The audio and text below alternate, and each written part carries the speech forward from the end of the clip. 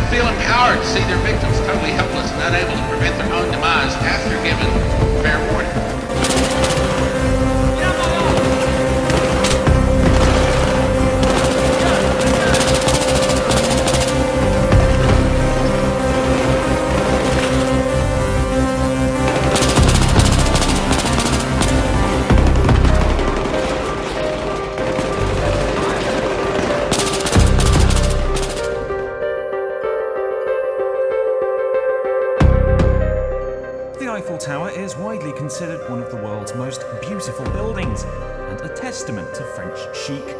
So how do you improve this iconic structure? How about a giant disco ball? The tower received the questionable addition as part of Bastille Day celebrations, which commemorates the start of the French Revolution.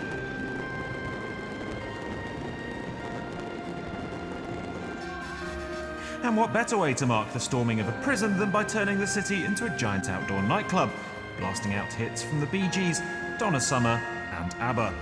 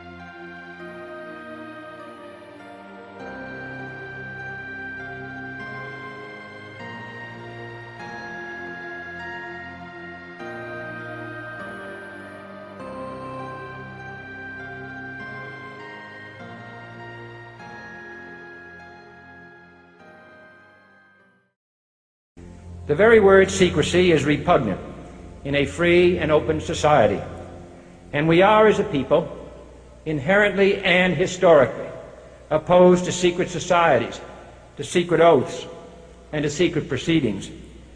We decided long ago that the dangers of excessive and unwarranted concealment of pertinent facts far outweighed the dangers which are cited to justify it.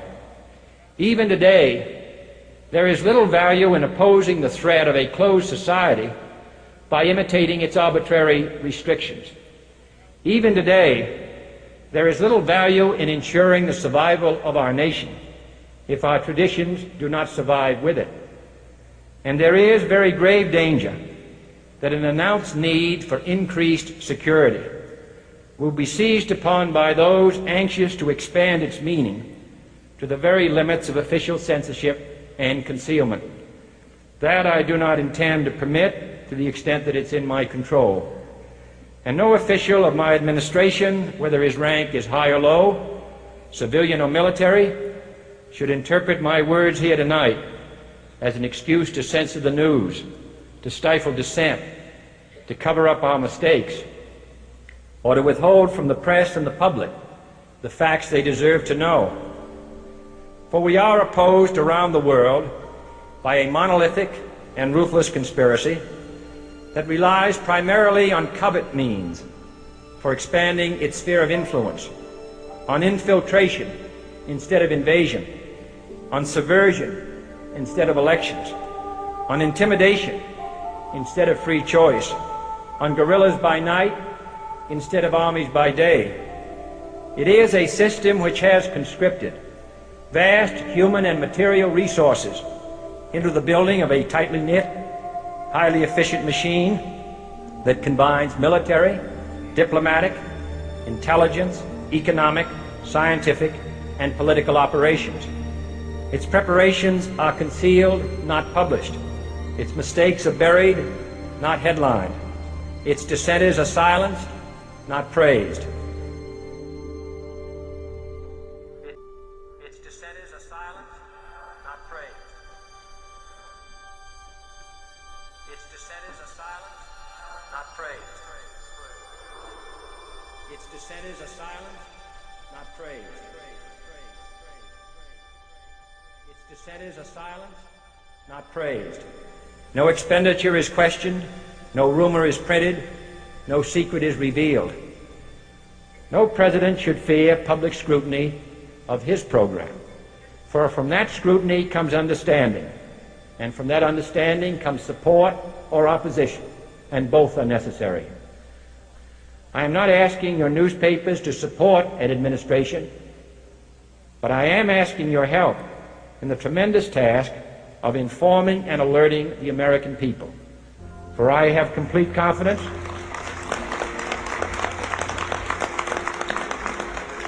in the response and dedication of our citizens whenever they are fully informed. I not only could not stifle controversy among your readers, I welcome it. This administration intends to be candid about its errors, for as a wise man once said, an error doesn't become a mistake until you refuse to correct it. We intend to accept full responsibility for our errors, and we expect you to point them out when we miss them. Without debate, without criticism, no administration and no country can succeed, and no republic can survive. That is why the Athenian lawmaker Solon decreed it a crime for any citizen to shrink from controversy. And that is why our press was protected by the First Amendment, the only business in America specifically protected by the Constitution, not primarily to amuse and entertain, not to emphasize the trivial and the sentimental, not to simply give the public what it wants, but to inform, to arouse, to reflect, to state our dangers and our opportunities, to indicate our crises and our choices, to lead, mold, educate, and sometimes even anger public opinion.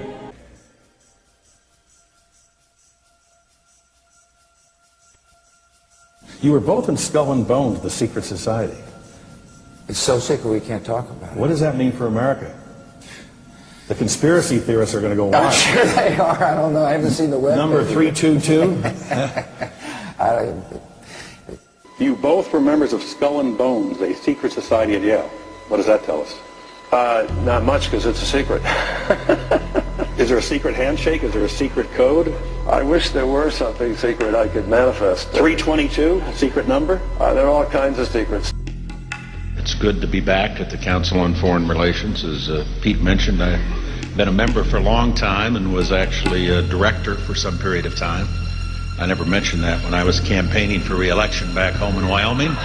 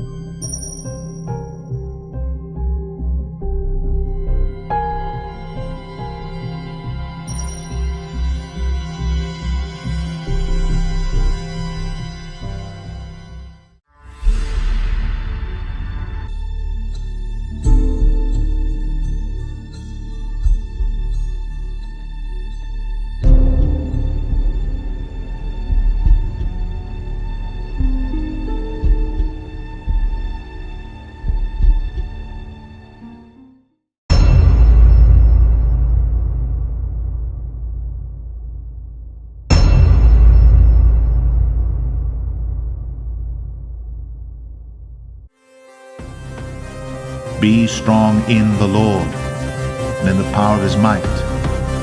Put on the whole armor of God, that ye may be able to stand against the wiles of the devil. For we wrestle not against flesh and blood, but against principalities, against powers, against the rulers of the darkness of this world, against spiritual wickedness in high places. There's a lot of important, new, stunning information coming from the Paris terrorist attacks that have grave implications. In this video, we're going to give you facts, sources, reports, and evidence showing you how the French government knew that these attacks were going to happen. Let's take a look at the evidence. Just a few days ago, before the terrorist attack in Paris, France, on Thursday, November 5th, German police intercepted a car with 8 AK-47s, grenades, TNT, with Paris programmed into the navigation system. The car was driven by a 51-year-old Montenegrin man who was crossing the Austria-German border.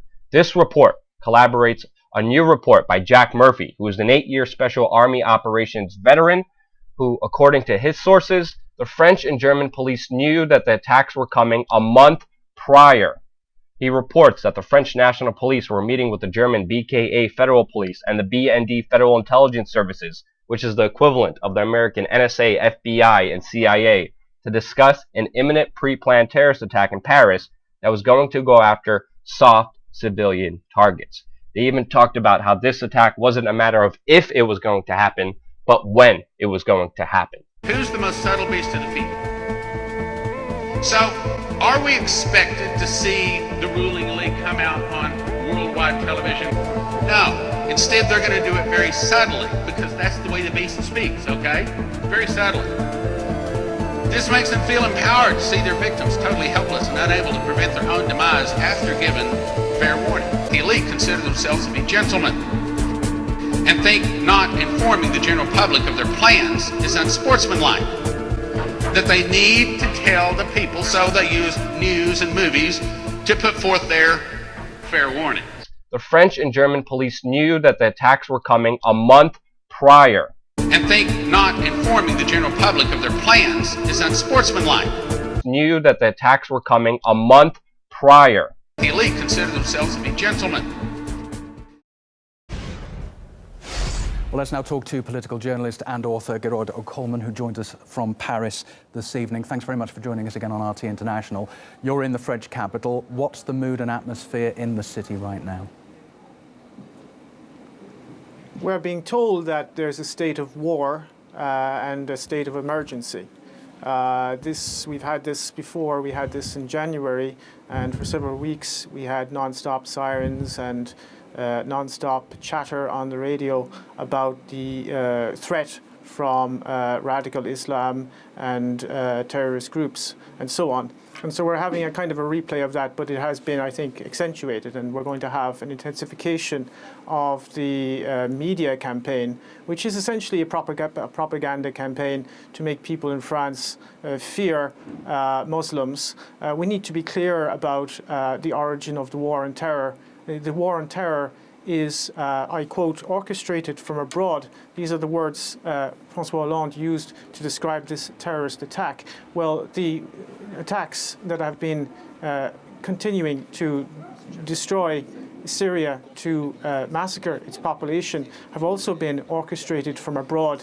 They were orchestrated by NATO, and they've been carrying these attacks out against the civilian population of Syria for 4 years now. And this is a terrorist campaign that is also orchestrated from abroad. And people in Europe need to understand that there is a war that is becoming global, that is being waged against civilian populations in particular. It is a form of neo-imperialism and neo-colonialism which aims to divide and conquer European and Middle Eastern and African and the world's population, for that matter, and to make them submit to a global order that does not serve the interests of most of the people on this planet, but that does serve the interests of a very few ruling elite, a very small, tiny, and particularly tyrannical ruling elite. There is no war on terror. There is a war that is being waged using proxy groups terrorist proxy groups, and they are being used against nation states who are resisting US and Israeli hegemony, and they are also being used as a means of disciplining the workforces in Europe. In a period of mass unemployment and austerity, you now have terrorist attacks being committed by terrorists funded, armed and trained by Western intelligence agencies. There is no such thing as ISIS. ISIS is a creation of the United States. We know that from official sources of the US military themselves. Declassified documents from the Defense Intelligence Agency have confirmed that. And the French government is now attempting to drum up support for more military intervention in Syria. And what they want to do is they want to get in on the game. The game is almost lost. The Russians have routed much of the Islamic State. You now have Islamic State militants coming into Europe disguised as refugees. That will destabilize Central Europe, and the French government wants to get in on the game in Syria and prop up those so-called moderate rebels. There are no moderate rebels, of course, in Syria. There are Al-Qaeda and ISIS militants, terrorists who have been beheading people, eviscerating people, absolutely creating chaos and genocide right across the region, and this does not serve the Syrian people or anyone other than the Western corporate elites and their geopolitical interests. What do you expect France to do now in the light not only of Friday's terrorism, but 10 months on from Charlie Hebdo? It's not going to ease up on what it's doing, is it? No. It much depends on how the French public will react. We are being bombarded now with a media propaganda campaign. There's this non-stop talk where we're told not to go out in the street. We're supposed to be fearful and keep quiet and so on. I think there is going to be a campaign against dissidents in France. They're very worried about the new media that has emerged in recent years, and they are very worried about the alternative media. So I think there you will see, we saw this actually after the attacks in January, you will see a conflation of terrorism and dissidents. So one of the tools which the mass media uses to discredit any kind of rational questioning of the established order, and particularly the war on terrorism, is to deride those who would question the war on terrorism as conspiracy theorists. And I think you're going to see a crackdown on so-called conspiracy theorists and websites that actually publish rational and honest analysis of what is happening. So you're going to see more of that type of intellectual terrorism, which is already at a boiling point in France. I mean, it's got to the point now where you have professors in universities who are being intimidated. You have school teachers who are basically being fired for even suggesting that there may be a link between French imperialism and terrorism. There was one case recently, for example, of a school teacher who almost lost his job when he suggested there might be a link between French foreign policy and terrorism. So we are going through a period of deep intellectual terrorism. And of course, these random terrorist acts, which are a form of low-intensity civil war. I think that the current crisis, the refugee crisis, which is really a form of coercive engineered migration, because they could have easily have been prevented, this form of coercive engineered migration is going to make this a lot worse, and it is going to create the conditions of civil war. It is a natural consequence, of course, of globalization, of financial capitalism. This is essentially what it leads to. I mean, it leads to a breakdown of society. And the only way in which they can kind of keep everybody down is by a policy of divide and conquer. So you're going to see a situation where you've got very much a Wahhabized working class in France. They're being Wahhabized by the allies of the French political elite, the Saudis and the Qataris. They're building Wahhabite mosques all over the place. And that is going to Wahhabize the youth, and they're going to be then used as pawns, if you like, in much bigger geopolitical wars, proxy wars against Russia, proxy wars against Iran in the Middle East, and so on. And that is going to create massive social unrest. It's going to divide working people against each other. And the only people who are going to actually benefit from this are the war contractors, the military, industrial, media, intelligence complex.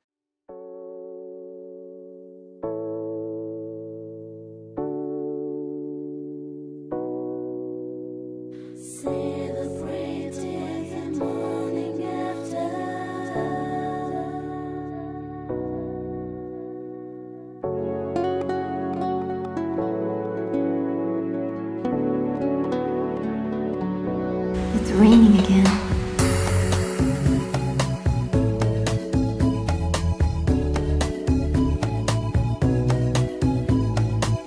Are we expected to see the ruling elite come out on worldwide television? No. Instead, they're going to do it very subtly.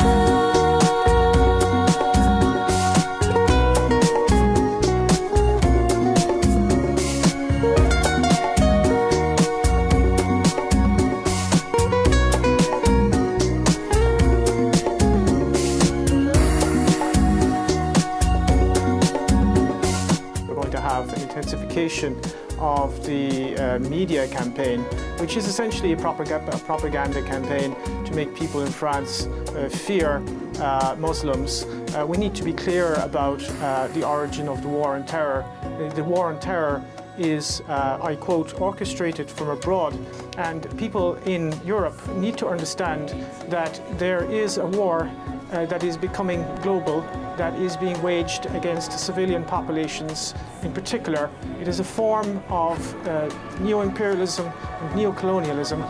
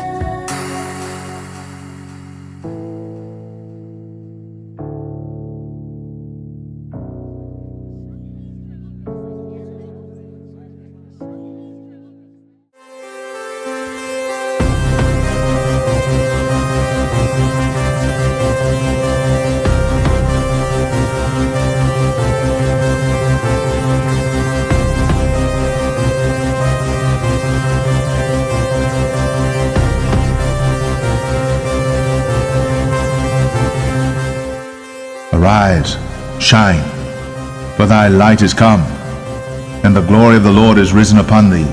For behold, the darkness shall cover the earth, and gross darkness the people. But the Lord shall arise upon thee, and his glory shall be seen upon thee. And the Gentiles shall come to thy light, and kings to the brightness of thy rising. Lift up thine eyes round about and see. All they gather themselves together. They come to thee. Thy son shall come from far, and thy daughter shall be nursed at thy side. Then thou shalt see, and flow together